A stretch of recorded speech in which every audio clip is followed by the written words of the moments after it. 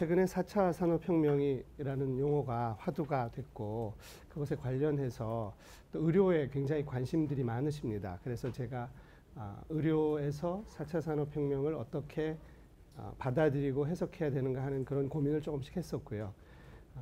뭐 용어의 정의에는 뭐 여러 가지 논쟁의 소지가 있겠습니다만 개인적으로는 이런 단어를 한번 잘 생각해 보는 게 화두처럼 생각해 보는 게 우리 분야 또 우리가 생각하는 힘을 키우는 데 도움이 된다고 생각해서 뭐 최근에 글도 좀 쓰고 이런 식의 작업을 좀 해왔습니다. 그래서 제목은 4차 산업혁명과 의료의 미래 이렇게 좀 거창하게 잡았고요. 그냥 간단한 퍼스펙티브고 이렇게 인쇄되어 있는 자료는 굉장히 많은데 앞쪽에 몇 장 사용 안 할 거기 때문에 참고 자료로 쓰시고 그렇게 하시면 되겠습니다. 4차 산업혁명이란 단어가 우리나라에서 굉장히 화두가 된 것 중에 하나가 저는 알파고가 굉장히 알파고 현상이 굉장히 중요했다라고 생각을 합니다. 알파고가 바둑을 이기던 장면이 있었고요. 그때 저는 아무 일도 못하고 한 열흘 동안 바둑만 봤거든요. 진짜로. 왜냐면 처음에 일국을 이겼다는 얘기를 들었어요. 그건 일국만 못 봤습니다. 그래서 바둑을 이길 때가 안 됐을 텐데 이렇게 생각했거든요. 근데 이겼다고 그러더라고요. 이세돌 구단을 이겼다는 건 대단한 일이었거든요. 그래서 곰곰이 생각을 해봤더니 그게 벌써 20년이나 됐구나 이런 걸 알았습니다. 무슨 얘기냐면 97년에 제가 미국 MIT에 있을 때인데 97년에 체스 챔피언인 카스파로프를 이깁니다. IBM의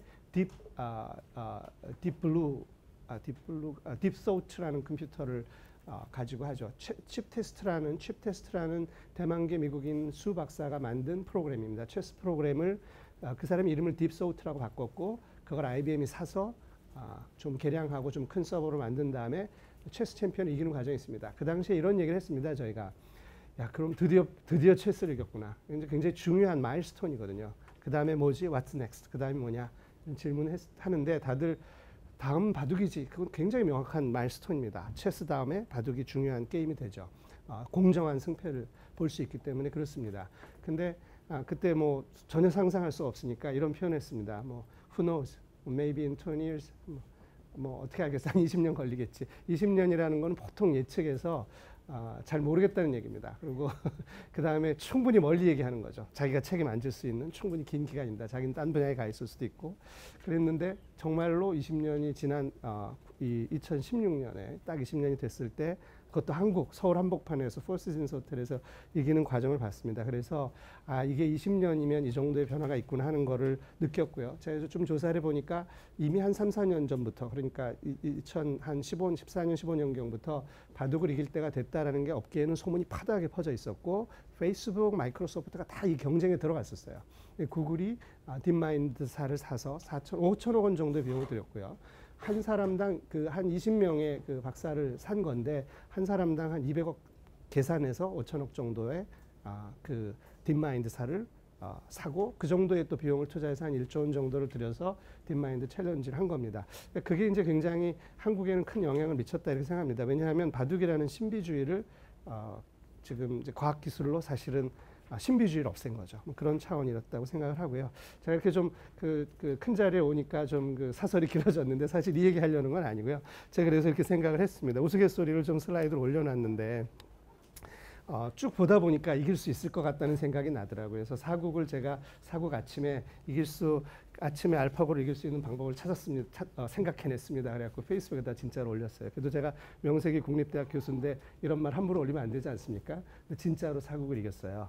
그리고 이제 그게 어떻게 되는지 뭐 그런 과정을 농담 삼아서 쭉 풀었는데 굉장히 비슷하게 맞췄습니다.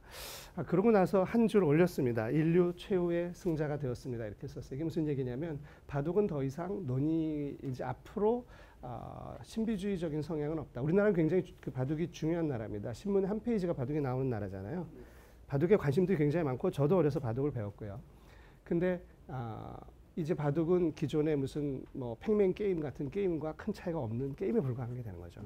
중요합니다. 그러니까 이 인류 최후의 승자라는 게 뭐냐면 칼잡이의 시대가 있다가 총이 나오면서 칼잡이의 시대가 없어지고요.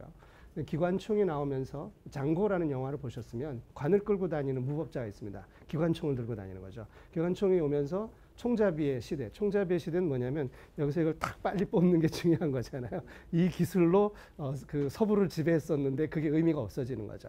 그 최고의 승자는 기억에 남습니다. 그 다음은 아무도 기억하지 않을 거예요. 그러니까 이세돌 구단은 굉장히 기억에 남을 거고 뭐 여러 가지 논의가 있겠습니다만 제가 아주 간략하게 말씀드리면 하나 마지막만 말씀드리면 사실은 IBM 구글은 굉장한 승자고요. 구글이 승자죠. 그러니까 이제 손익계산서를 한번 따져보면 구글은 승자고요. 그러면 가장 손해본 건 누군지 아세요? 사실은 IBM이에요. 왜냐하면 IBM은 체스를 이기고 20년 동안 인공지능 분야에서 아이콘이었거든요. 사라진 겁니다. 구글에 밀린 거죠. 이제 구글이 왜 그러냐면 구글이 바둑으로 비즈니스를 할 생각은 없잖아요. 은퇴시켜버렸죠. 구글은 이걸 가지고 AI 시대에 자율주행차든 뭐 여러 가지 로봇이든 이런 분야에서 브랜드의 최고의 브랜드에 올라가게 된 겁니다. 그걸로 기업 가치가 올라가는 거죠. 그러니까 뭐 예를 들면 뭐 주요 자동차 회사가 그랑프리 경주에 나가서 경주를 하는 이유가 그 차를 파는 게 아닙니다. 경주에 나간 차는 절대로 이득이 남지 않죠. 그 차를 몇 대 팔 수도 없고. 그러나 그 브랜드 이름을 가지고 자기 차의 가치가 훨씬 올라가게 되죠. 지금은 멀세이더스 벤츠사가 거의 다 웬만한 그 분야를 쓸어버려 가지고 그랑프리가 재미없어졌다고 합니다. 그 정도의 기술력을 보여주는 겁니다. 그러니까 AI 분야에서 최고의 승자로 하는 건 구글이고요. 회사로는 IBM은 굉장한 손해를 본 거라고 말씀드릴 수가 있고 이세돌 구단은 승자입니다. 왜냐하면 최후의 승자는 영원히 기억에 남습니다. 그 다음은 없잖아요. 이세돌 이후에는 이제 바둑은 사실 사라진 게임이 돼버린 게 됐고요. 그다음에 그 하루는 학장님들이 모였는데 그 당시 고민들이 많으셨어요. 그래가지고 이게 도대체 어떻게 된 거야? 김 교수 뭐 어떻게 사회에 미치는 영향을 묻더라고요. 그래서 제가 이런 말씀을 드렸어요. 저는 그런데 가장 큰 승자는 대한민국이라고 생각합니다. 이렇게 말씀드렸습니다. 이게 3년 전 일인데요. 3년 전에만까지만 해도 인공지능 이런 거에 관심 없었습니다. 한국은. 아무도 관심 없었어요. 정말 이 분야 척박하고 한국은 굉장히 낙후돼 있어요. 사실은. 제가 뭐 이런 얘기하면 좀 분야에 대해서 뭐 나쁘게 얘기하는 것처럼 되지만 나쁘게 얘기하는 게 아니라 한국에서는 굉장히 악전고투하고 있는데 별로 관심들이 없어서 안 도와주셨었어요. 근데 3년 전 갑자기 이 시점에 이 분야에 대해서 관심이 급증하게 되고 일반인들이 다 여기에 관심을 갖게 되고 5천만 명이 갑자기 이 문제를 논의를 하기 시작했죠. 그걸 통해서 얻어지는 가치, 오늘 이 발표 자료도 그런 거랑 관련이 있다고 생각합니다. 그걸 통해서 얻어지는 가치는 그 경제적인 가치는 뭐 구글의 시가총액 뭐 올라간 거에 비교도 안 되게 크다. 한국에서 사실은 더구나 서울 한복판에서 일어난 게 굉장히 중요했다. 그래서 사람들이 여러 가지 그 행태의 변화가 생깁니다.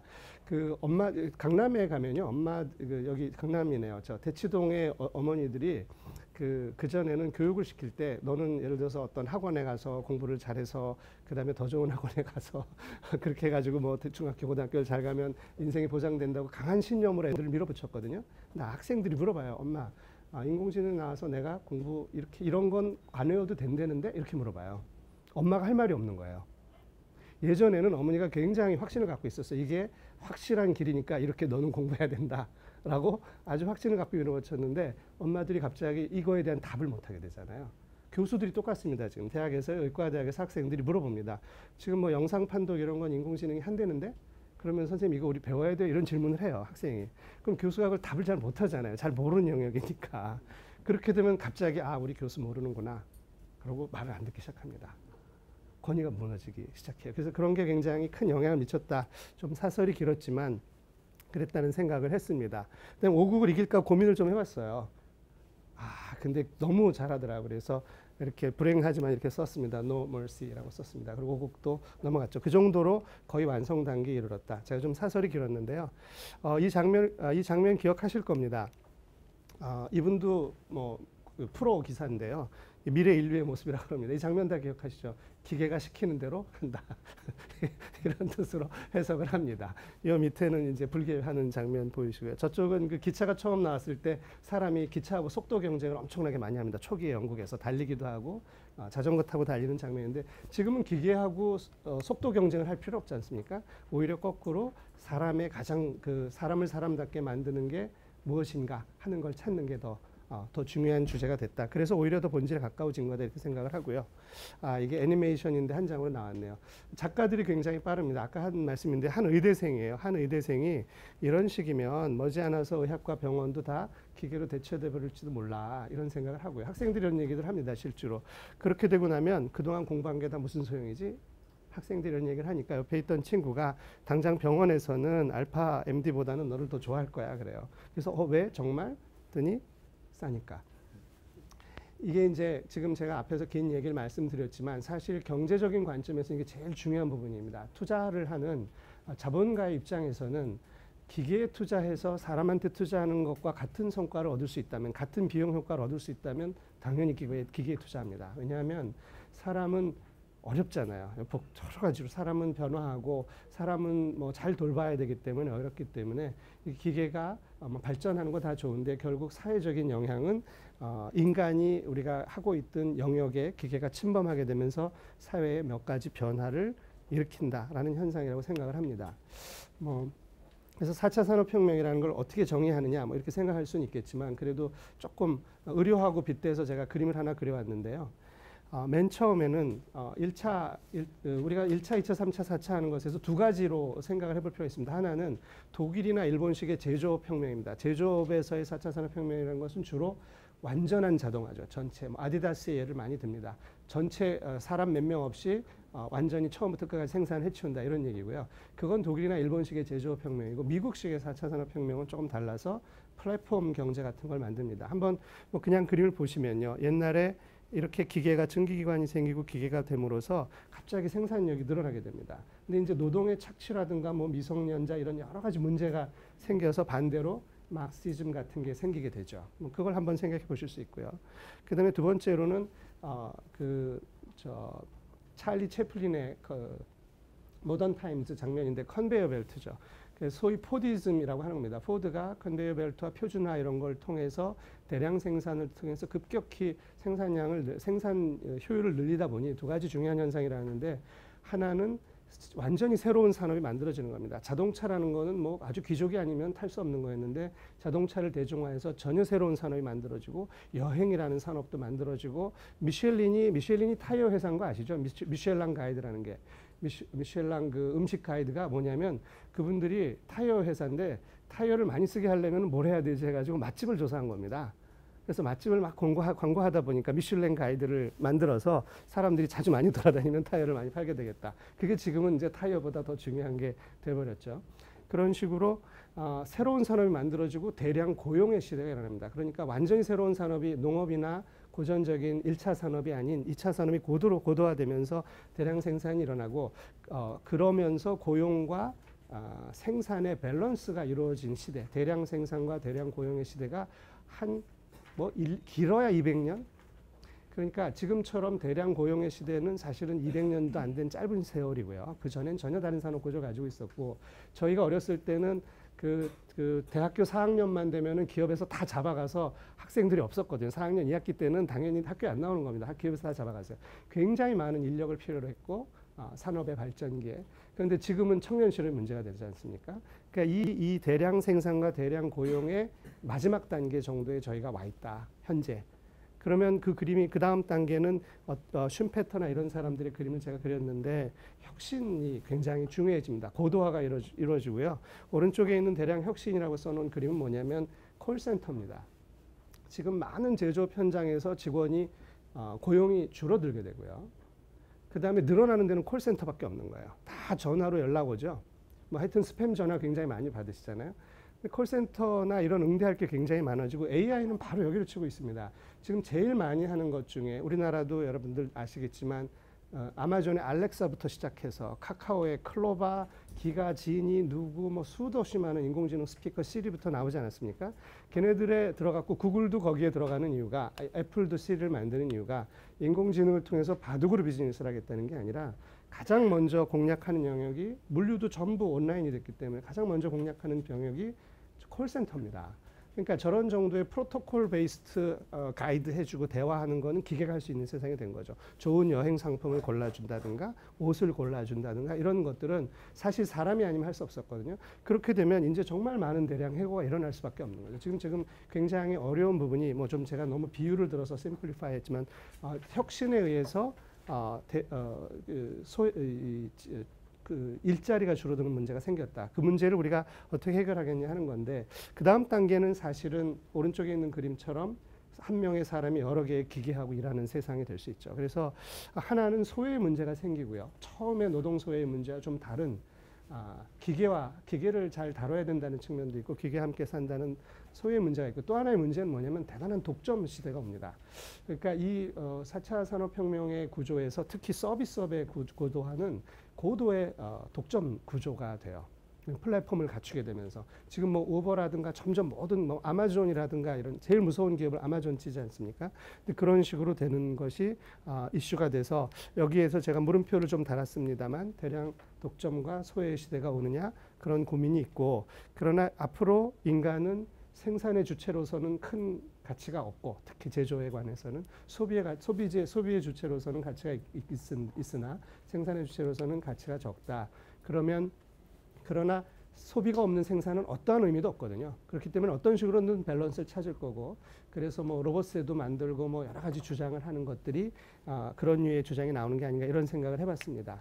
그래서 산업으로 다시 제가 뭐 산업에 대한 전문가는 아닙니다만 산업을 다시 생각을 해보면 1차 산업, 2차 산업, 3차 산업 뭐 중학교 경제 정치 경제 시간에 중고등학교 때 배우는 거죠. 이 이야기가 조금 어려웠어요. 저 어렸을 때. 1차 산업은 리소스를 확보하는 겁니다. 농업이든 어업이든 이런 걸 통해서 자연계에서 필요한 리소스를 확보하고요. 2차 산업은 그 확보한 리소스를 가공해서 물건을 만드는 거죠. 뭔가.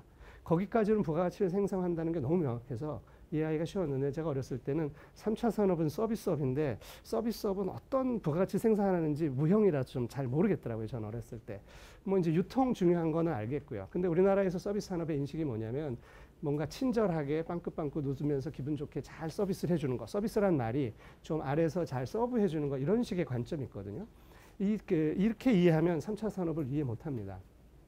제가 그래도 썼지만 서비스를 어떻게 해석을 하냐면 problem solving이다 이렇게 해석을 하시는 게 맞습니다. problem solving이라는 거는 좀 더 개념이 달라지죠. 뭐 이제 그냥 뭐 고객을 잘 응대하고 이런 게 서비스업이 아니라 모든 problem solving은 서비스업이다 이렇게 보시면 결국 인간이 태어나서 세상을 살아가면서 하는 모든 경제 활동은 problem solving이거든요.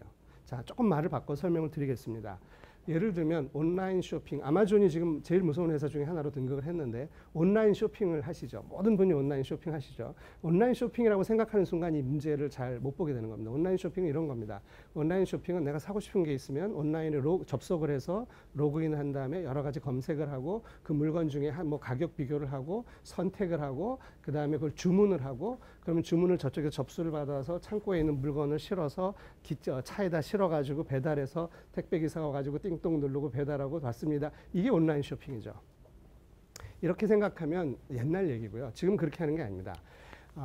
손정희 회장이 우리나라 그 쿠팡에 1조를 투자했죠. 쿠팡 그렇게 성공적이지 않고 엄청 적자지만 이유가 뭐냐면 로켓 배송이거든요. 빨리 배송하는 겁니다. 지금 아마존의 목표도 2시간 배송을 완료하겠다는 거예요. 2시간.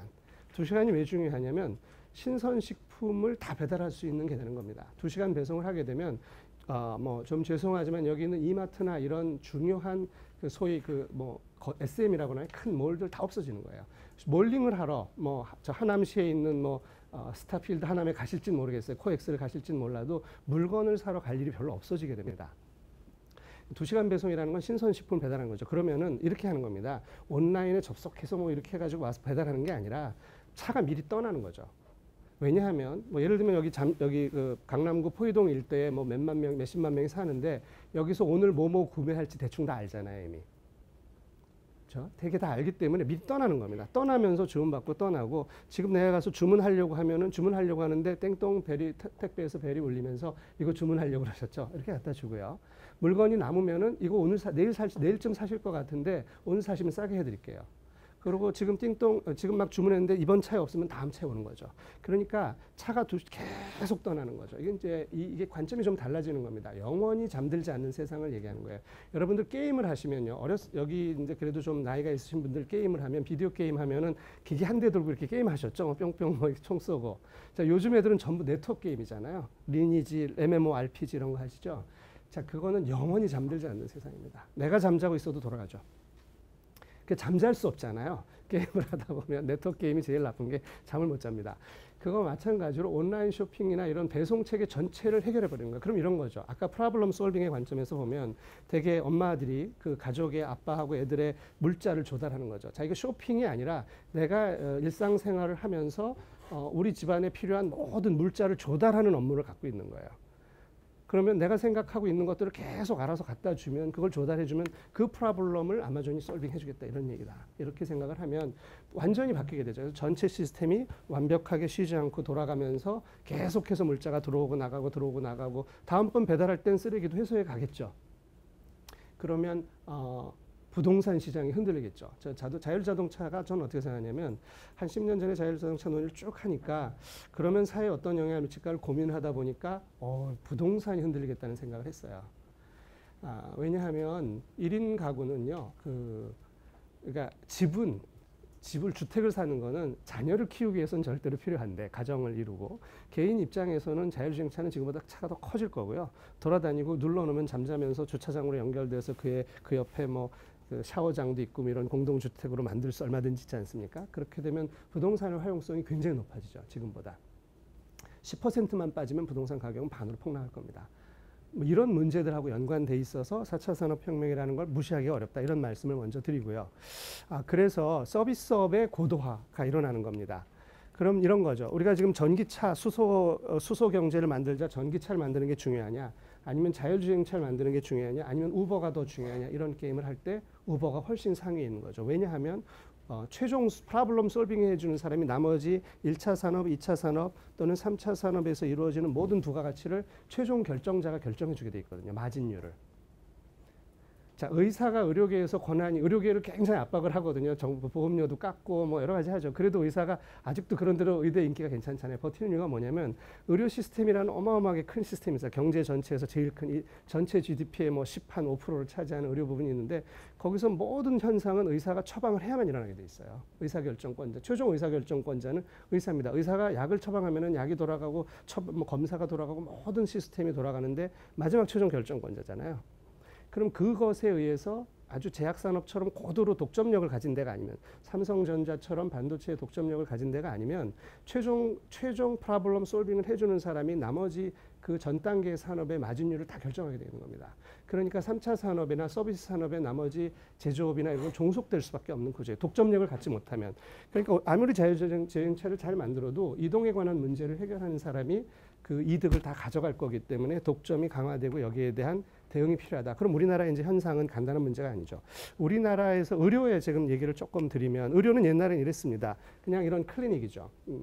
의사하고 환자하고 간호사 서너 명이 이렇게 조용히 산골에서 환자를 보던 시절에서 지금 이렇게 대형 집결했습니다. 대형화됐고 제조업의 모습을 닮아가요. 그래서 우리는 그냥 빠르게 돌리는 겁니다. 컨베이어 벨트에서 한 2,000가지의 상품을 계속 파는 거예요. 뭐가 필요한지를 판단해갖고 파는 구조로 가면서 대형화가 됐죠.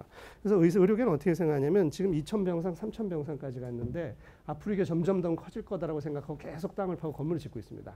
서울대학병원도 제가 2001년에 한국에 온 다음부터 20년 동안 환경을 개선하기 위해서 계속 공사를 하고 있어서 환경을 망치고 있어요. 올해 이제 드디어 더 이상 이제 용적률 제로가 돼서 뭐 올해 말에 끝나면 내년에 이제 더 이상 공사를 못 한다고는 합니다. 그런데 만약에 이렇게 계속 건물을 투자하고 집중해서 집결해서 거대 제조업 스케일 오브 이코노미를 만들고 있는데, 만약에 반대로 그렇게 안 가고 분산되고 네트워크화 된다면 굉장한 악몽이 될 수 있는 거죠. 그동안에 투자한 것에 대한 비용이 돌아가기 어렵기 때문에. 그래서 이제 이런 식으로 우버 의사 같은 개념이 올 수 있느냐, 이런 거고, 실제로 부분적인 실험들이 있습니다. 기술을 보면 이렇습니다. 예전에는요, 얼굴을 맞대고 진료하는 겁니다. 그 4개의 단계를 그렇게 놓고는. 근데 지금은 시스템화됐어요. 대규모 제조업화됐어요. 그러니까 오퍼레이션이 중요해졌어요. 그러니까 전부 산업공학적 관점에서 돌아가는 겁니다. 아주 쉽게 말씀을 드리면. 근데 지금은 거기서 데이터가 쌓였죠. 그러면은 우버는 지구상에서 돌아가는 교통에 대한 모든 데이터를 제일 많이 가지고 있고 사람들이 어떻게 움직이는지 누구보다도 많이 알고 있습니다. 그 아날리틱스나 데이터 그것에 대한 분석이 더 중요한 세상으로 빠르게 옮겨갔고 정보 시스템도 지금 그쪽으로 이동을 해야 되는데 사실은 여기에 매달려 있기 때문에 일로 못 가는 게 대부분 병원들의 고민이에요. 그래서 갈등이 일어나게 돼 있습니다. 항상.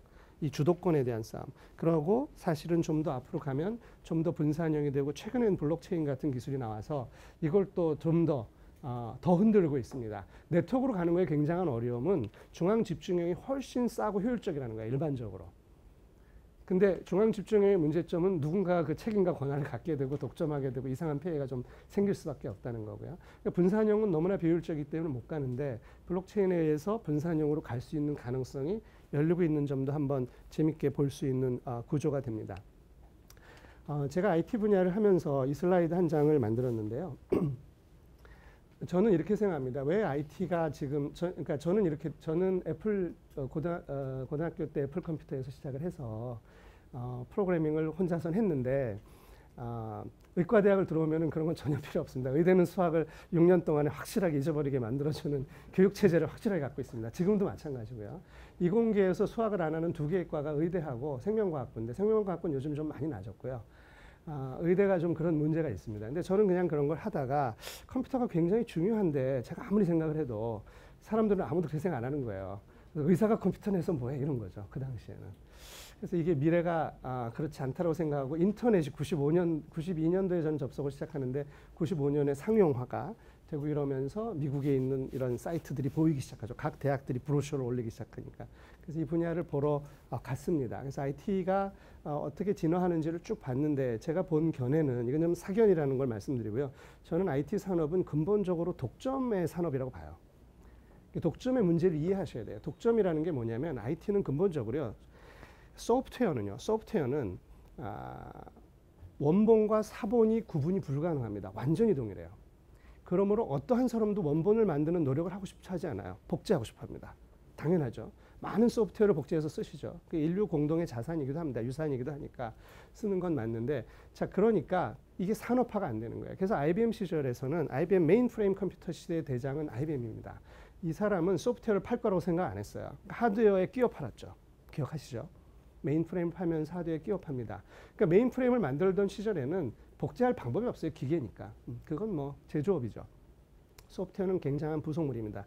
근데 이걸 소프트웨어 시대로 이끈 게 그 다음 시대가 PC 시대의 주인인 마이크로소프트죠. 대장인. 이 사람은 소프트웨어를 어떻게 해서 독점을 하는 방법을 만들어냈냐. 산업적 가치를 만드는 거에서 불법 복제라는 개념을 만들어냅니다. 기본적으로. 소프트웨어를 물화하는 거예요. 물건으로 만드는 거예요. 그래서 CD에다가 딱 굽고 디스켓에다 구운 다음에 포장을 예쁘게 하고 매뉴얼을 쫙 칼라로 프린팅해서 로고 붙인 다음에 집어넣어서 박스에다 넣고 비닐로 포장해서 스티커를 붙이죠. 상품으로 만들어서 쉘프에다가 이렇게 올려놓고요. 전시를 하고 그러고 나서 이 스티커를 붙여놓습니다. 이 스티커를 뜯는 것은 불법 복제에 관한 법에 동의하는 것으로 의미합니다.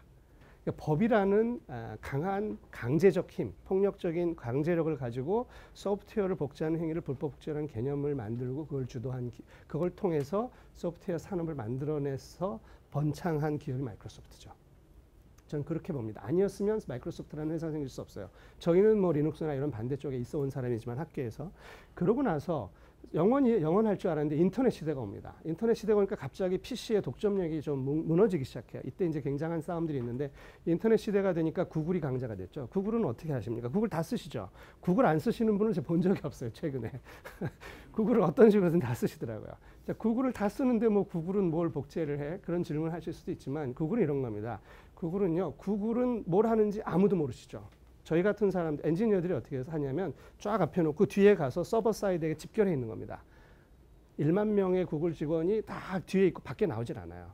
구글이 안에 돌아가는 건 밖으로 나온 적이 없어요. 어떻게 생겼는지 본 적도 없어요. 여러분들께서 쓰시는 건 그 앞에 피상적인 서비스만 쓰시는 거예요. 복제할 수도 없어요. 다 서버 사이드로 가는 겁니다. 보여주는 것도 없어요, 사실은. 그리고 모든 트랜잭션을 뭐 요즘식으로 표현하면 클라우드에서 해라. 구글 클라우드에서 다 하면은 우리는 당신들을 코디네이션 해주고 서비스 문제를 해결해 주면서 지배하겠다 이런 관점을 갖습니다. 구글 복제할 방법이 없으시죠. 자, 이렇게 해서 전혀 다른 세계의 패러다임을 만들어냅니다.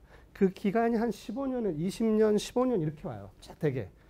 그 다음에 그것도 그걸로 끝나는 줄 알았는데 애플이 등장을 합니다. 애플이 시가총액 1위가 됐죠. 애플이 스마트폰을 던져요. 스마트폰은 또 뭐냐? 스마트폰은 뭐 맘대로 돌아다니면서 이미 인터넷이나 이런 기본적인 게 다 깔려 있는 상황이니까 가능한 거고요. 그 전에 모바일 디바이스랑 조금 달라집니다. 스마트폰은 저는 이거는 하드웨어와 소프트웨어 인테그레이션을 통해서 복제를 막는다고 봅니다. 스마트폰은 센서하고 모터가 다 연결이 됐어요. 지금 마이크 모든 게 들어갔죠. 그래서 그렇게 해서 스마트폰은 사실은 로봇에 좀 더 가까워져요. 점점 더 모바일 파트는 그러니까 무빙 파트는 별로 없지만 로봇에 가까워진다. 애플의 스마트폰을 복제한다면 그냥 불가능합니다. 간단하게 얘기해서. 안드로이드가 이제 그 중간을 왔다 갔다 하면서 지금 하고 있는데 경쟁력은 있습니다만 간단한 게임은 아니에요. 이제 물론 상당히 포화가 돼서 그 중국 제품이 따라오고 합니다. 소위 인공지능 빅데이터 시대가 됐고 그것의 강자는 저기 있는 거예요. 우버, 아마존, 페이스북, 에어비앤비. 이게 순서가 뭐냐면요. 애플, 구글, 마이크로소프트, 우버, 그러니까 아마존, 페이스북이 시가총액 1, 2, 3, 4, 5입니다. 정확하게. 순서대로요. 그러니까 완전히 새로운 영역을 만든 회사는 미래 가치가 엄청나게 커져 시가총액이 커지는 거죠. 미국 시장에서 밸류에이션이 되는 거죠. 그러니까 순서대로입니다. 저 순서대로. 옛날 꼭 딱 10년 전 시가총액 1위는 뭐 정유회사 뭐 이런 거잖아요. 철강, 정유 이런 회사들이 다 없어졌고 IT 기업으로 바뀌었고요. 자, 쟤네들은 굉장히 복잡한 문제를 유발합니다. 이게 이제 영원한 독점이에요. 이게 일단 플랫폼으로 말려 들어가고 나면 사실 돌아오기 굉장히 힘든 구조죠. 이거를 미국이랑 경쟁하기가 쉽지가 않잖아요. 독점의 구조가. 재밌습니다. 이제 블록체인 굉장히 중요해질 거고요. 저는 그렇게 생각을 하고 있고, 뭐 저도 그래서 코인을 발행할 계획이 있습니다. 뭐 좀 진짜입니다. 굉장히 저는 중요하다고 생각해요. 이 문제를 해결하려면 플랫폼을 가려면 이 문제가 좀 분산이 안 될 수 없고 안 나올 수가 없다고 생각하고. 그럼 보시면 서비스업이라는 건 의료, 물류, 미디어, 금융 이런 건데 서비스업 전체가 상당히 IT 기반이나 BT 기반이게 되겠고요. 우리나라 제조업이 5대 제조업이 철강, 조선, 자동차, 반도체, 항공입니다. 항공을 빼고 4개 제조업에서 거의 1위권에 있는 나라가 한국이죠. 대단한 제조업 강국인데 문제는 자동차하고 항공, 조선은 다 기계공학이잖아요. 기계 쪽이잖아요. 그러면 서비스업에 종속될 확률이 굉장히 높은 거죠. 물론 이제 항공이나 조선은 너무 덩치가 커서 쉽지 않다고 생각했는데 그래도 지금 뭐 그렇게 가는 겁니다. 그러니까 이 4차 산업혁명이 완성되고 나면 우리가 갖고 있던 제조업이 3차 서비스업에 종속이 돼서 일은 잘하지만 별로 이득은 못 보는 이런 문제가 생기는 겁니다. 저는 이 삼성 반도체를 굉장히 독특하게 봐요. 예전에는 삼성 뭐 그냥 별거 아니라고 생각했는데 반도체가 또 메모리 반도체가 비메모리보다 낮은 차원이라고 생각했거든요. 근데 요즘 이걸 쭉 보면서 다르더라고요. 메모리가 굉장히 재밌는 게 메모리는 마치 자원처럼 돼버렸어요. 왜냐하면 기술 격차가 나잖아요. 그러면 3년 전 메모리는 아무도 쓰지 못하잖아요. 그러니까 옛날에 만든 메모리는 폐기되는 겁니다. 그러면 삼성처럼 3년 이상 격차를 딱 두고 계속 나가잖아요. 메모리라는 아주 단순한 제품에서 기능적으로는 단순하죠. 그러면 극단적으로 얘기하면 메모리는 전 지구상에서 남한에서밖에 생산 안 되는 제품이 될 수도 있어요. 이게 피할 수 없는 제품이거든요. 굉장히 강력한 독점력을 가질 수 있는 겁니다. 그러니까 이 제조업 중에 성격이 좀 달라요. 철강은 땅에서 패는 거니까 영역의 전쟁을 해서 영토를 확보해야 되는 문제가 있겠지만 반도체는 기술로 만드는 거지 않습니까? 반도체 중에 비메모리 쪽은 복잡해요. 근데 메모리는 독점력을 유지하고 만약에 그 기술 격차를 계속 유지할 수 있다면 물론 기술 격차를 깨지는 순간 무너지겠지만 굉장히 독특한 이게 제조업이라기보다 1차 산업에 가까운 게 아닌가 이런 생각도 좀 해보게 됐습니다. 산업에 관한 문제들을 좀 들여다보게 됐다는 말씀을 드리고요. 의료계 제가 하루는 4차 산업혁명과 의료의 4차 산업혁명에 관한 토론회에 나갔는데 아나운서분이 그러시더라고요. 앞으로 의사는 사라진다면서요? 딱 그러시더라고요. 그래서 저한테 질문하시더라고요. 그래서 제가 이따가 저는 그렇게 생각 안 합니다. 그렇게 얘기했어요. 그랬더니 아나운서분이 아주 헌칠하게 잘생긴 아나운서분이 선생님이 의사라서 그렇게 얘기하시는 거죠. 그래서 아니요, 제가 보기에는 의사보다는 아나운서가 먼저 사라질 것 같은데. 이게 순서가 있는 겁니다. 이게 왜냐하면 아나운서가 떨어진다는 얘기를 하는 게 아니에요. 아까 거기 있는 것처럼 굉장히 앞서 있는 아나운서분은 대체가 불가능하죠. 그렇지만 지금 증권 기사라든가 일기예보라든가 기본적인 리스트 우리 꼬마는 클로바 오늘을 클로바한테 스피커 인공지능 스피커한테 오늘의 브리핑을 해줘. 그럼 오늘 날씨는 뭐고 미세먼지는 뭐예요. 쫙 얘기해 주잖아요. 그 아나운서입니다. 인공지능 아나운서. 그 정도의 가벼운 일을 하는 반복적인 매일 반복되는 예보 정도는 기계가 하죠. 그러니까 의료업은 저희가 사실은 제 목적은 이렇습니다. 제가 하는 분야의 전공은 의사를 없애는 게 목적이에요. 제 연구는. 저희 분야는요. 의사가 없어지면 저희는 이제 박수치고 퇴장하는 겁니다. 저희 궁극적인 목표는. 그만큼 의사는 사실은 만만한 직업은 아니에요. 복잡하죠. 그러나 그리고 저는 심지어 의료인의 총수는 더 늘어날 것 같아요. 왜냐하면 의료의 수요는 무궁무진합니다. 의료처럼 수요가 많은 게 없어요. 지금 많은 분들이 의료에 관심을 갖죠. 지금 시가총액 1, 2, 3, 4인 회사가 다 의료에 들어오겠다고 그러잖아요. 구글, 마이크로소프트가. 왜 그러냐면 의료는 수요가 아직도 끝도 없습니다. 이런 얘기죠. 10명의 순사가 도둑 한 명을 못 잡는 것처럼 10명의 의료인이 환자 한 명을 돌보기 힘들어요. 그러니까 힘든 거예요. 기계의 도움이 필요합니다. 그래서 간단치는 않아요. 그렇지만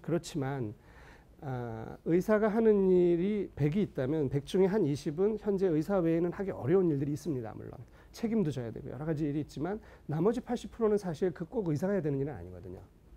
그러니까 의료계 입장에서는 이거 양면으로 받으셔야 되는데 사실은 그 많은 부분은 자동화될 겁니다. 그러면 이제 보통의 직업은 어떻게 되냐면 특히 이제 좀 권위를 가진 직업은 자기가 하는 핵심 영역이 있어요. 교수들은 뭐 학위도 좀 주고 이런 게 핵심 영역으로 그걸 가지고 그것보다 훨씬 넓은 영역을 관장하죠. 대부분의 그런 종류의 직업들은. 근데 그 자기가 하는 핵심 영역은 남지만 나머지는 차례로 기계화 될 수밖에 없다. 그리고 저희가 이 분야를 잘 알기 때문에 의학에서의 인공지능을 가지고 의사를 대체하는 건 쉬운 문제는 아니다. 그러나 순서대로 보시면 됩니다. 저기 뭐 금융, 법, 교육, 텔레마케터 제일 먼저 위협에 지금 놓여 있고요. 그러니까 좀 변신을 하셔야겠죠. 텔레마케팅의 스타일도 달라질 거고 좀 더 기계보다 훨씬 더 지능적인 방법으로 갈 거고요. 금융 뭐 말할 것도 없고요. 법 쪽에는 의료보다 좀 빠릅니다. 제가 얼마 전에 하루는 사법정책연구원에서 부르시더라고요. 그래서 제가 서초동에 가서 발표를 한 적이 있는데 판사님들 한 100명이 모인 데서 처음 우리 분야상 그럴 일이 없지 않습니까? 갔습니다. 근데 이분들이 관심 있나 하고 봤더니 그 블록체인 때문입니다. 그러니까 지금 변호사가 하는 일의 대부분 뭐냐면 계약을 중재해 주는 거죠. 계약이라는 게 이런 거거든요. 내가 100원을 줄 테니까 빵을 달라고 그러면 상대방이 볼 때는 이 사람이 내가 빵을 먼저 주면 100원을 안 줄까 봐 걱정이 되는 거고요. 돈을 먼저 주면 빵을 안 줄까 봐 걱정이 되는 거거든요. 근데 뭐 그런 일상적인 거래 가지고는 이제 그런 문제가 안 생기지만 이게 집을 사고 팔거나 이렇게 되면 문제가 커지지 않습니까? 그래서 그걸 양쪽에서 이렇게 받은 다음에 이렇게 나눠주는 거죠. 기본적으로 계약이라는 걸. 근데 스마트 컨트랙이 나오면서 사소한 계약들은 시스템이 보장해버린다. 이렇게 되면 작은 계약들이나 세무조사나 이런 지금 청구, 그다음에 그 수많은 회사에 자문을 하는 변호사들요, 회사 업무들요, 그런 것들 큰 삼성 같은 큰 기업이야 당연히 자기 전속 변호사 법무팀을 갖추게 되지만 작은 기업들은 게 어렵거든요. 그걸 해주는 서비스가 굉장히 많이 늘어났어요. 그래서 법무 처리도 많이 가고 의료도 그렇고 교육이야 뭐 굉장히 빠르게 움직이고 하는 걸 보시리라고 생각합니다. 그래서 이 서비스업이 자꾸 대체돼 가는 것이 저희 문제이고요. 의사 입장에서는 어떻게 되냐면 의사 자체가 통째로 없어진다고 생각하지는 않고 어떻게 보면은 의사의 고유 업무 부분은 더 커질 수도 있다. 수요의 관점에서 보면. 그러나 의사가 현재 하고 있는 일은 어떤 식으로든 시스템의 변화가 일어나고 바뀔 수밖에 없고 그것은 아까 말씀드린 것처럼 의학 교육으로부터 수정해야 될 부분이 있게 될 거다. 그리고 거기에 키워드가 되게 사실은 정보, 지능, 스마트, 그 다음에 컨슈머, 환자 중심의, 왜냐하면 서비스니까, 왜냐하면 프로블럼 솔빙이니까, 환자가 갖고 있는 생로병사의 문제를 풀어주는 게 의협의 본질이니까, 그리고 시스템적인 것으로 갈 것이라고 생각을 합니다. 그래서 제가 이제 자료를 몇 가지는 놔뒀는데요. 이 말씀을 다 드리긴 어려울 것 같고, 그냥 예제로 환자 중심의 또 스마트한 시스템으로서의 의료의 데이터를 다루는 법만 조금 말씀을 드리고 마치도록 하겠습니다. 두 번째 제안인데요. 예전에 뭐 국회에서 한번 제안했던 세 가지 중에 하나인데 현재는 공급자 중심으로 돼 있습니다. 아까 말씀드린 대로 제조업이에요. 병원이라는 건 종합병원이라는 건 한 1000가지 상품을 계속 만들어 갖고 파는 맞는 적절한 환자하고 매칭해줘서 제공해주는 구조를 가졌다. 오히려 서비스업이라기보다 현재 우리나라의 대형 병원은 너무나 제조업 같은 구조를 가졌다. 이런 말씀을 드리고요.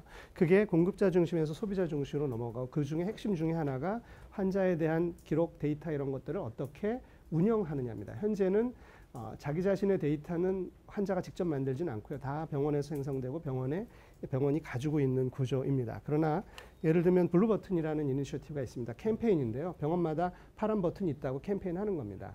그러면 환자가 내 버튼을 누르면 내가 다니는 5개의 병원의 파란 버튼을 클릭하면 내 데이터가 나한테 온다. 뭐 이런 캠페인이죠. 한 거의 10년 됩니다. 조금씩 진행이 되고 있고요. 이게 이제 주권에 관한 문제예요. 누가 중심이 되느냐. 그리고 환자는 의학은 너무 어렵기 때문에 환자들은 의학에 대해서 잘 모릅니다. 용어도 모르겠고 뭐 이런 문제들이 있어요. 그래서 시간이 많이 걸리겠지만 그런 움직임이 있고 그래서 그 건강에 대한 기록을 자기가 관리하고 이런 부분이 필요하다라는 말씀을 드리고 저희가 미래부의 지원을 받아서 사실은 한 20년 전에 기획한 건데 10년 전에 2010년부터 7년 동안 진행한 헬스아바타라는 프로젝트를 조금만 말씀을 드리겠습니다. 이런 거죠.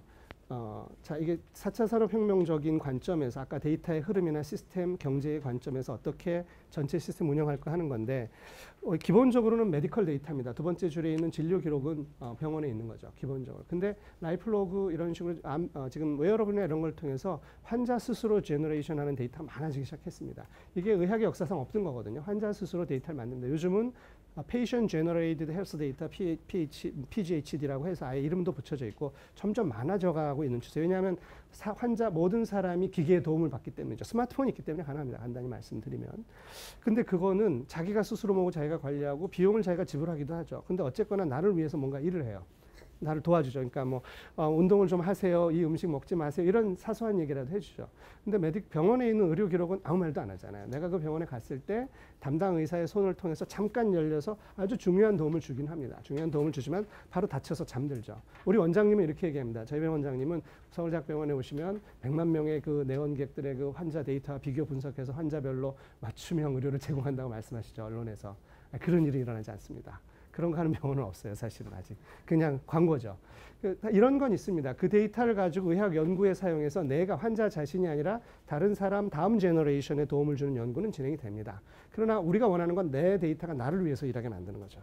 자, 이제 유전자 시대가 왔지 않습니까? 테라젠에서도 오셨는데 유전자 내 데이터하고 굉장히 나하고밖에 별로 관계도 없어요. 딴 사람하고 별로 관계도 없어요. 이게 나를 위해서 일하게 만들어야 된다. 즉 아까 말씀드린 것처럼 영원히 잠들지 않고 모든 데이터가 살아서 움직이면서 나를 위해서 일하게 만드는 것. 개인한테도. 옛날에는 회장님이나 가능한 일이라면 이제 개인한테도 같은 시대가 오는 겁니다. 그러면 현재의 데이터 패러다임은 어떻게 되어 있냐면 기관별로 다 저렇게 흩어져 있는 거예요. 병원, 약국 곳곳에. 그러나 이론적으로는 환자 중심으로 통합하는 게 훨씬 자연스럽고 훨씬 쉽습니다. 공학적으로도. 뭐 지금 애니메이션이 다 없어졌는데 현재는 정보화가 기관별로 이렇게 또 건드렸네요. 기관별로 진행이 되는 겁니다. 그리고 나서 기관끼리 교류하거나 통합하면 환자 데이터도 통합된다고 주장하는 거예요. 이런 일은 잘 안 일어납니다. 기관끼리 교류하기 굉장히 어렵고요. 서로 경쟁하고 있고요. 복잡해요. 기관의 생리가 있기 때문에. 그렇게 되면 혜택이 온다고 하지만 잘 안 돼서 사실은 그냥 직접적으로 이렇게 가자는 겁니다. 즉 환자를 중심으로 모든 데이터를 쏴주면 돼요. 별로 어렵지 않습니다. 기술적으로 다 만들어져 있고요. 쏴주고 그렇게 되면 갑자기 의료기록뿐만이 아니라 환경이라든가 운동이라든가 이런 데이터도 자연스럽게 통합이 되죠. 기술적으로도 더 단순합니다. 왜냐하면 복잡한 경영정보나 이런 건 필요가 없어요. 스마트폰은 엄청난 성능의 컴퓨터이기 때문에 기술적으로 다 가능합니다. 이렇게 되면 장점이 뭐냐면 사람 중심으로 데이터 단위 다 정리가 되잖아요. 그럼 서드 파티에서 도와줄 수가 있게 돼요. 무슨 얘기냐면 예를 들면 어느 병원, 이런 언론의 기사를 많이 보십니다. 뭐 어느 모 병원에서 데이터를 분석해서 인공지능 프로그램을 만들었다. 그 일을요, 또 다른 병원에 가면 그 일을 또 해야 돼요. 병원마다 데이터 다 다르기 때문에 그렇습니다. 그리고 데이터 작업이 80%, 90%고요. 마지막 알고리즘 작업은 10%밖에 안 됩니다. 그러니까 데이터가 정리되어 있으면 제3자가 일을 하기는 굉장히 쉬워지죠. 그래서 오픈 이노베이션이 가능해진다. 이게 패러다임의 관점에서 말씀을 드리고요. 저희가 미래부에서 나의 메디컬 레코드, 유전자, 라이프로그 데이터를 스마트폰으로 통합을 하고 의사용 프로그램도 만들고 여기다 블록체인을 깔면 더 좋고요. 저희 플랫폼이 있고 그 다음에 인공지능이 들어와서 이렇게 도와주고 하는 겁니다. 의사를 도와주고 환자를 도와주고 이런 프로그램을 만들어져 있습니다. 뭐 좀 믿어지시지 않겠지만 처음에 혈액투석실에서 시작을 했고요. 혈액투석은 장점이 많습니다. 단일 질환으로 의료 비용을 제일 많이 쓰고요. 노인성 질환이 계속 증가하고 있고 뭐 그런데 일주일에 3번을 병원에 와야 돼요, 환자가. 데이터가 굉장히 많습니다. 피를 돌리기 때문에. 그리고 프랙티스가 만국 공통이에요. 그러니까 이것처럼 정보학적 관점에서 좋은 영역이 없습니다. 계속 증가하고 있고 대만은 혈액투석에 관한 비용이 전체 의료 비용의 13%까지 갑니다. 그런 영역인데 고민이 많아요. 전체로 따지면 10만 명 정도밖에 안 되기 때문에 아직 한 500개에서 1000개 정도, 1000개 미만의 클리닉을 위해서 소프트웨어를 만들 사람은 없습니다. 1000개 카피 팔아가지고는 사실은 소프트웨어 산업적으로는 경제성이 없죠. 저희가 스마트폰으로, 아이패드로 만들어서 병원에 있는 데이터가 의사한테 오고 의사한테 있는 데이터가 환자한테 가고 서로 공통의 쉐어드 디시전 메이킹을 하고 환자의 데이터가 체계적으로 관리가 되고 이렇게 돌아가기 시작한 지 한 3년 전부터 진행이 돼서 이런 모든 데이터들이 나옵니다. 그래서 그 투석실 평균 대비 나는 어떻게 움직이나 이런 것들을 보게 된다든가 이게 기술적으로 어려운 게 아니라 현재 데이터가 너무 복잡해서 어려운데 데이터 단위 정리가 되어 있기 때문에 쉽다는 거죠. 모든 항목에 대한 정리가 있어서 이런 트렌드를 보게 돼요. 100명의 환자의 헤모글로빈이 떨어지는 일이 한 번 있었어요. 그게 이쪽에서는 굉장히 심각한 문제더라고요. 그래서 큰일이 났어요. 그래서 그때 일어난 일을 다 뒤졌더니 그 당시에 그 병원에 새로운 약이 하나 들어왔습니다. 그래서 그걸 약을 중지시켰어요. 실제로 이 상황은. 그리고 헤모글로빈 좋아지기도 했고 뭐 이런 여러 가지 에피소드가 있습니다만 그래서 뭐 저희가 뭐 강원대, 부산대 여러 대학에 쭉 해서 현재는 스마트폰으로 보내고요. 환자분들끼리의 아예 의사들끼리의 아예 모임이 있어서 이달 말일날 또 주기적으로 젊은 의사분들이 모이시기도 하고 뭐 그런 뭐 여러 가지 의학적인 발견도 있고 현재 다 합치면 한 30개 병원, 액티브하게 쓰는 데는 한 15개 병원에서 사용하고 있습니다.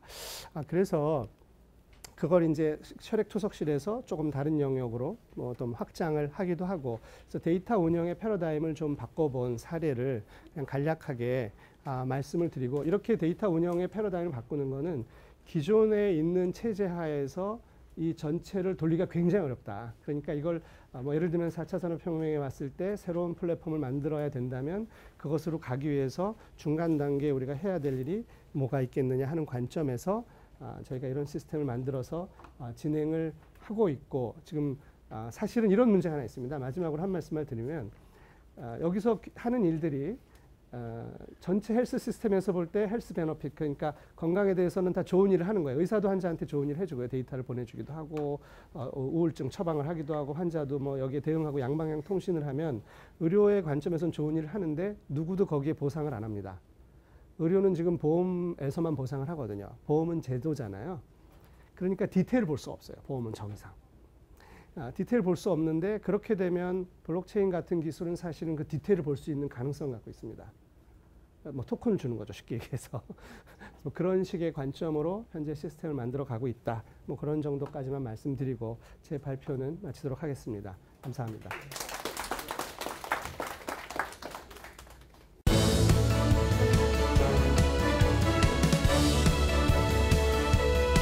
교수님이 큰 빅피처를 이렇게 보니까 너무 이렇게 감동적이었습니다. 저희 회사는 이제 그 테라젠틱스 바이오 연구소라는 저희 그 광교에 있는 회사인데 한 9년 됐습니다. 저희 회사가 연구소에 저희가 유전체 빅데이터를 이제 생산하고 분석하는 1년에 데이터 생산만 저희가 한 1페타 정도, 그러니까 테라에 1000배 정도 되는 데이터를 생산하고 그 관련된 기술들 개발하고 좀 진행하는 회사 연구소에 제가 소속되어 있는데 그 9년 사이에 엄청난 일이 계속 일어나는 것 같습니다. 뭐 10년에 뭐 강산이 변한다는 그게 아니라 한 6개월마다 강산이 변하는 것 같은 정도로 공부를 하지 않으면 새로운 기술을 빨리 학습하고 공부하지 않으면 망할 것 같은 회사도 망하고 개인도 망하고 다 망할 것 같은 그런 엄청난 이렇게 변화에 이제 봉착한 것 같고요. 저희도 계속 도전을 받고 있습니다. 그래서 뭐 초창기에는 저희가 뭐 8명에서 시작했던 회사였는데 지금은 100명이 넘어가는 그 조직, 큰 조직이 되고 계속 도전하고 그렇게 하는데 가장 큰 도전이 그런 거죠. 데이터가 너무 큰 겁니다. 이제 유전체 데이터가 한 사람당 나올 수 있는 데이터가 이게 30억 개의 DNA로 구성되어 있는데 그게 한 100기가 정도 되거든요. 로 데이터가. 그걸 분석하면 1테라까지 데이터가 늘어나고 그 데이터를 지금 이제 정밀으로 하면서 이제 수천 명, 수만 명 데이터가 모이는데 도저히 담을 수 있는 공간이 없을 정도로 이제 그 분석할 수 있는 하드웨어도 부족할 정도로 그렇게 되어가고 있는 거죠. 그래서 그런 것들이 이제 가능했던 게 이제 오믹스 데이터, 이게 시퀀싱 데이터가 아주 값싸게 혁명적으로 기술이 좋아져서 값싸게 생산되면서 가능해졌는데 뭐 단적인 예로 들면은 그 생원 시퀀서라고 있는 그 장비가 지금 NGS라고 새로 나온 우리 그 지금 쓰고 있는 그 유전체 해독 장비에 비교해서 100만 배 정도 가격 차가 난다고 보시면 돼요. 100만 배. 그러니까 예전에 100만 원 들어서 시퀀싱 했다고 하면 이제 1원만 들이면 가능한 거죠. 실제로 제 유전체도 제 USB 들고 다니거든요. 근데 그때만 해도 한 3천만 원 정도 들었는데 지금은 100만 원이면 데이터 생산이 가능합니다. 자기 유전체 부모로부터 물려받은 데이터를 생산하는데 전체 데이터를. 근데 그게 이제 어떤 기관이나 연구소나 회사가 가지고 있는 것이 아니라 교수님께서 말씀하신 것처럼 이제 이런 스마트폰에 들고 다니면서 분석하는 거를 이제 막 니즈가 생기고 있는 거죠. 그 니즈를 어떻게 잘 해결하느냐. 전 세계가 아마 거기에 대해서 도전하고 좀 준비하고 있는 상황인데 아직도 그거를 해결한 곳은 아직 없는 것 같은데 뭐 지금 현재까지 작년까지는 제가 집계를 해보면은 이런 홀 지놈 데이터가 한 200만 명 정도 전 세계가 데이터가 생산됐고 아마 2025년도가 되면은 계속 2년마다 더블링이 돼서 한 10억 명 정도 데이터가 이제 쏟아진다는 거죠. 개인들이 자기 데이터를 가지는 시대가 되는 거죠. 그래서 하고 싶은 건 그런 거죠. 이 유전체 데이터를 기반으로 해서 기초 데이터를 기반으로 해서 자기 건강을 관리하는 그런 그 소프트웨어라든지 뭐 분석 시스템이라든지 뭐 아까 교수님께서 말씀 블록체인을 이용해서 그 데이터를 이렇게 좀 연구용으로 활용하기도 하고 돈도 벌고 이게 개인이 자기 데이터를 돈 주고 항상 샀는데 그게 아니라 거꾸로 거래를 해서 팔고 거기에 대해서 다시 피드백 받는 그런 사회로도 이제 전환할 수 있는 이제 소비자가 이제 생산자도 되고 소비자가 되는 그런 주체가 되는 그런 형태로 아마 전환이 될 것 같습니다. 예. 그래서 최근에 이제 큰 또 변화가 일어난다. 2, 3년 안에 제가 이렇게 여러 학회를 다녀보니까 ASR이라든지 미국 암학회라든지 그런 미국 유전학회 이런 데 가보면은 인공지능 기술이 이제 발표를 하기 시작하더라고요. 올해 이제 4월에 그 시카고에서 이제 발표가 있었는데 구글이 암학회에서 발표를 하더라고요. 깜짝 놀랐습니다. 보통은 이제 학계 발표라서 약간 보수적인 학회라서 교수님들이 발표하거나 의사분들이 발표하고 그러는데 구글이 그것도 기조연설로 제일 첫 타임에 발표를 하는데 이제 병리과 의사들보다 더 진단을 잘하게 됐다. 메타스테이스 브레스트 캔서 같은 경우는 전이성 유방암 같은 경우는 병리과 의사보다 한 20% 정도 더 진단률이 좋다고 발표를 하고 전립선암 같은 경우는 이제 거의 비슷하게 전립선 암 같은 경우는 병리과 의사랑 비슷한 수준의 결과를 진단 결과를 냈다.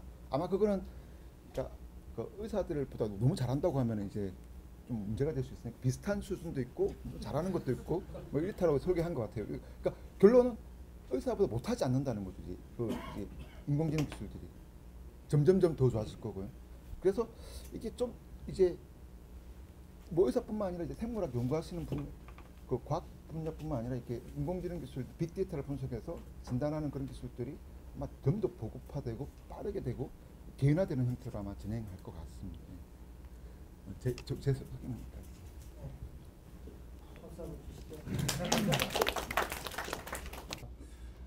저희가 또 뭐 이런 미래의 모습들이 굉장히 여러 국민들의 보건의료에 대한 언맨 니드라든지 이런 것들을 해결하는데 굉장히 많이 기여할 거라고 기대를 하고 있는데요.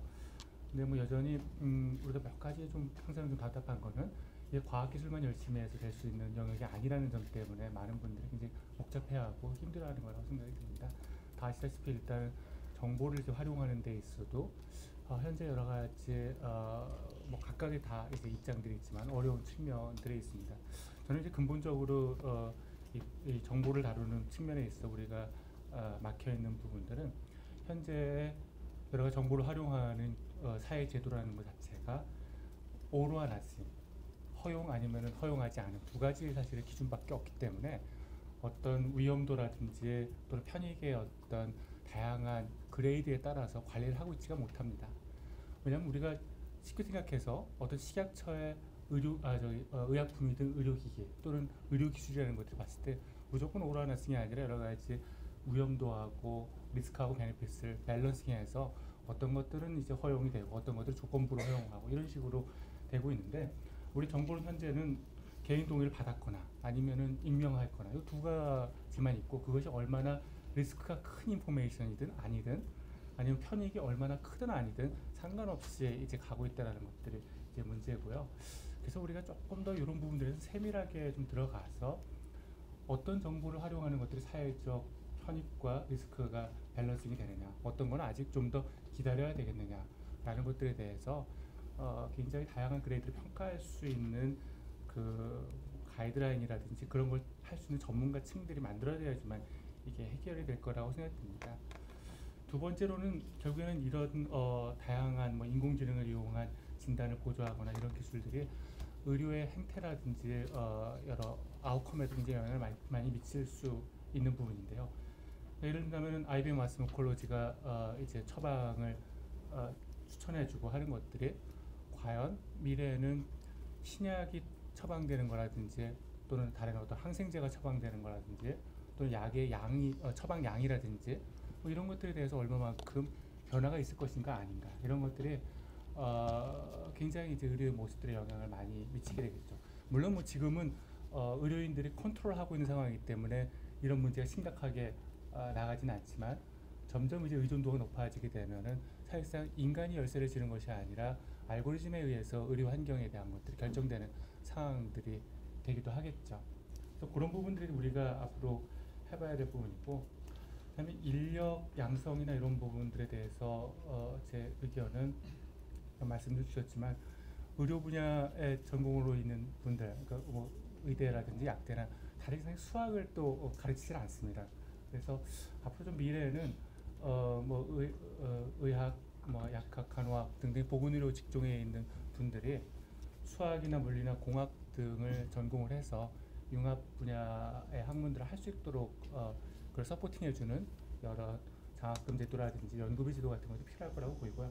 반대로 이제 또는 수학이나 공학이나 이런 전공자들이 의료 문제에 조금 인덱스하게 들어가서 연구를 하고 경력을 개발하는데 특별한 어떤 지원책이 있어야지만 될 거라고 생각합니다. 왜냐하면 이 양쪽 모두 다 건너가기가 굉장히 어려운 서로 영역이기 때문에 어떤 전공자가 그걸 결심하기에는 굉장히 부담감들이 따르거든요. 그것들을 좀 부담감을 줄여줘야지만 이런 인력들이 많이 나질 거라고 생각이 들고, 그 다음으로는 아까 말씀드린 것처럼 그 결국에는 정보나 여러 가지 사산업혁명에 관련된 제도에 대한 매니지먼트 전문 인력들이 이제 필요할 거라고 봅니다. 그래서 그런 것들이 있고, 마지막으로 하나 작은 어떤 말씀을 드리면 우리가 용어 측면에서 4차 산업혁명이란 말도 쓰고 또 4차 산업이란 말도 쓰는데, 근데 가끔가다 보면은 이 Fourth Industrial Revolution이라는 말이 있지만 Fourth Industrial이라는 말은 사실은 없긴 하거든요. 우리가 1차 산업, 2차 산업, 3차 산업 할 때는 Primary Sector of Industry에서 뭐 하여튼 농업, 뭐 하여튼 수산업, 그다음 제조업, 서비스업, 4차 산업이라는 거는 뭐 있긴 있었지만 그때는 Fourth Industry가 아니라 Quaternary Sector of Industry에서 서비스 산업의 일부 지식 기반 산업들을 지칭하는 거라고 볼 수가 있습니다. 그래서 사실은 약간 용어를 4차 산업혁명에 대비해서 어떤 기술 개발을 하고 어떤 사회적 대응한다는 건 맞지만 4차 산업 기술을 육성한다, 4차 산업을 육성한다는 거는 어법상 사실 맞지가 않습니다. 근데 간혹가다 보면 방송국에서도 그런 4차 산업이라 말을 쓰기도 하고 또는 심지어는 정부 부처의 보도자료에도 4차 산업을 육성하겠다라는 사실 용어를 쓰고 있는데, 이런 말하면은 어법적으로 우리가 틀리는 문제를 쓰고 있다라고 생각을 합니다. 네, 이상으로 제 말씀 마치겠습니다. 네. 저는 오늘 이제 그 주신 말씀과 같이 덧붙여가지고 이쪽에 조금 제도하고 이렇게 접목할 수 있는 지점이 뭘까? 그러니까 지금 의료 쪽에 우리 현실을 보면 우리나라 같은 경우에 대부분 이제 건강보험 제도라는 게 있어서 그 제도가 어떻게 세팅되느냐에 따라서 이런 이제 새로운 디지털 헬스케어, 이런 뭐 4차 산업혁명 이런 것들이 향후 발전 방향이 달라질 수 있을 거라고 보여집니다. 그래서 이제 이런 제도적인 관점에서 도움될 만한 게 어떤 게 있을까 한데요. 지금 우리나라 특히 의료 쪽에서는 굉장히 큰 그 장애물이 있습니다. 특히 이념적인 관점에서 장애물이 있는데 산업 그러면은 굉장히 알레르기 반응을 일으키는 이제 그런 측면이 좀 있습니다. 뭐 영리화, 민영화 이런 것들이 내용이 뭔지 모르는 상태에서 용어만 이렇게 앞세우면 그냥 일단 무조건 반대만 하고 보는 이런 문화들이 지금 아주 깊게 지금 내재가 돼 있는 편이고요.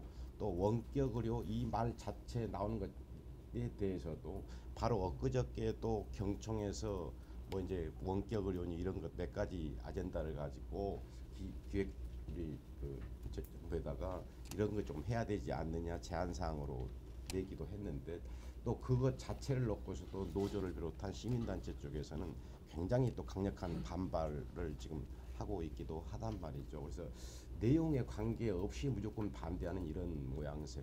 지금 정부 산하에 있는 일자리 위원회에서 가장 핵심적으로 검토하고 있는 부분이 보건의료 분야인데, 근데 거기서도 아젠다 세팅을 하는데 관련되는 이런 산업, 디지털 이런 이야기 나오면 아예 그냥 빼자 이런 식으로 지금 접근을 하고 있어서 이거 굉장히 조금 저는 큰 문제라고 보고요. 그런 차원에서 이제 저는 얼마 전에 이제 저 보건의료 쪽에서는 보건행정학회라는 게 있습니다. 학고 이제 모이는 사람들이 가장 많은데 그래서 이제 그것과 결부해 가지고 이 디지털 측면을 의료 쪽에 어떻게 접목시킬 것인지 이제 공식적으로 우리 제도적으로 어떻게 조금 덧붙일 수 있는지 이런 차원에서 제가 한 달 전쯤에 발표를 한번 한 적이 있는데 그런 내용들을 몇 가지 말씀드리는 걸로 토론을 대체하도록 그렇게 하겠습니다. 일단 이제 우리 앞에 놓여진 환경을 보면 다들 들으셨겠지만 뭐 저출산, 고령화, 저성장 이런 용어들 다들 예측하는 바고 우리가 바꾸기 어려운 그런 환경들이지 않습니까? 그러면 의료 관점에서 보면 건강보험 관점에서 보면 비용은 급속도로 늘어날 것 같고 또 우리가 지금 비용도 감당을 해야 되지만 의료 질에 대한 국민들의 욕구는 점점 더 높아져 가고 이렇게 돼 있단 말이죠. 이런 것들을 동시에 조금 태클할 수 있는 부분이 어딜까? 그런 측면에서 이제 여기 디지털 헬스케어라는 게 굉장히 중요하게 다가오고 저 개인적으로 굉장히 동의하는 바가 크고 오늘 김 교수님 말씀 중에서도 아까 라이프로그라는 이제 용어로 사용됐지만 저는 그냥 통상 모바일 데이터 뭐 이렇게들 많이 이야기하는데 우리 EMR 데이터, 모바일 데이터, 유전체 데이터 이런 것들이 합동해가지고 결합돼서 나중에 맞춤형, 프리시전 이제 이런 이야기들과 이렇게 연계가 되는 것인데 이런 부분들을 어떻게 하면 우리 제도에 조금 접목을 할 수 있을까 이제 차원인 것이죠. 근데 워낙 지금 이념적으로 분명하게 이렇게 이원화된 체계로 지금 움직이고 있어서 이거를 조금 점진적으로 여기다 갖다 붙일 수 있는 방법이 뭘까 이런 생각을 해보게 되는 것이죠. 그래서 일단은 이제 이런 생각을 합니다. 지금 당장 뭐 이렇게 서비스 부분을 우리 현 지금 체계 내에서 이 정부 체계 내에서 이거를 오픈해서 어떻게 해라 이렇게 하기는 굉장히 조금 어려운 그런 한계가 조금 있는 것 같고요. 그러면 이제 그런 관점에서 당장 이거를 접목시킬 수 있는 부분은 아까 영상 판독 말씀을 하셨는데 이제 그런 지점일 거라고 보여집니다.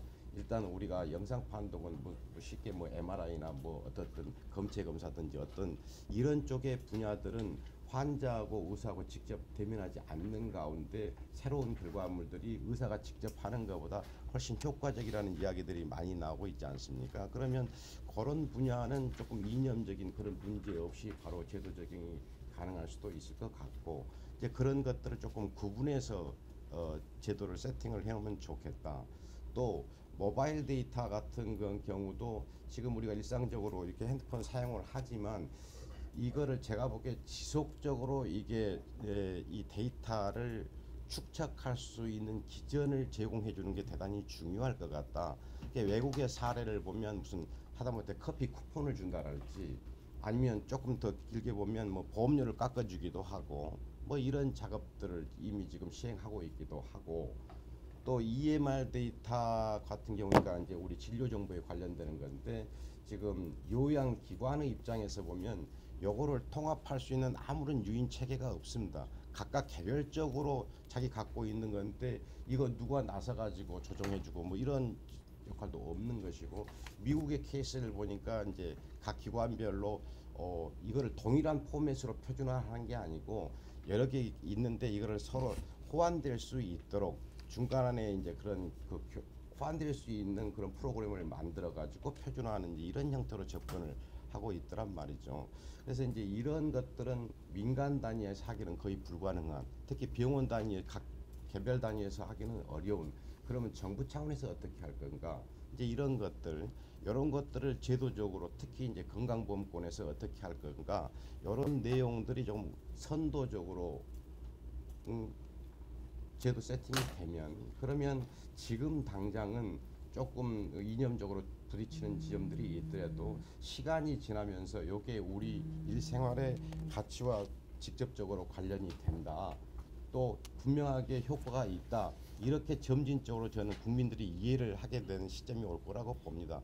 이제 그런 이제 점진적인 단계적 스케줄, 제도적 스케줄을 짜주는 게 좋겠다. 이제 그런 관점에서 제가 김 교수님한테 조금 부탁을 드리고 싶은 게, 이걸 조금 구분하면 좋겠다. 지금 당장 해야 될 게 뭐고, 요거를 그 다음 단계로 가면 어떻게 되고, 최종적으로 우리가 지향하는 바는 뭐다. 근데 지금 우리 한계가, 국민들이 생각하는 게 여러 개의 제약점이 있으니, 특히 그 외에도 개인정보 보호랄지 여러 개 한계들이 좀 있지 않겠습니까? 요거를 조금 스텝 바이 스텝으로 갈 수 있는 방향이 뭘까? 더군다나 의대에 계시기 때문에 그런 관점에서 향후 조금 역할을 해주시면 어떨까? 이제 그런 생각을 해보게 됩니다. 이런 정도로 마치도록 하겠습니다. 네, 감사합니다.